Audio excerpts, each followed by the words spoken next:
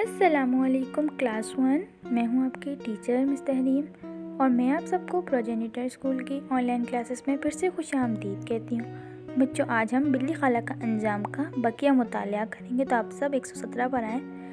چھوٹی بڑی رنگ برنگی ایک سے بڑھ کر ایک، مگر وہ تو پانی میں تھیں اور بلی خشکی پر۔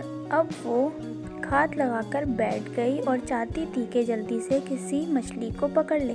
مچھلیوں نے جو بلی کو دیکھا تو انہوں نے اپنے چھوٹے چھوٹے سر پانی سے نکال کر کہا، بلی خالہ اگلے صفحے پر آئیں۔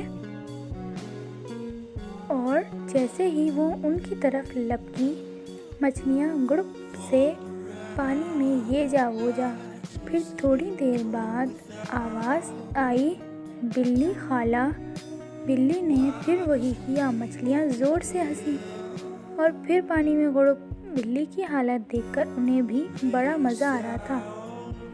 ایک بار پھر آواز آئی، بلی خالہ۔ اب بلی سے رہا نہ گیا، اس کا دل چاہ رہا تھا کہ وہ جلدی سے انہیں پکڑے اور مزے لے لے کر کھائے۔ بس پھر کیا تھا، اس بار گڑپ کی زور سے آواز آئی اور بلی پانی میں کود گئی۔ اسے تیرنا تو نہیں آتا تھا، 2-4 ہاتھ پاؤں مارے اور پھر پانی میں ڈوب گئی۔ ایک سیانی مچھلی نے کہا، اسے اس کے لالچ کی سزا مل گئی۔ بچوں، سیانی کہتے ہیں سمجھدار کو۔ اب ہماری مطالعہ یہاں پہ مکمل ہو گیا۔ اب اگلی کلاس میں اس کا کام کریں گے۔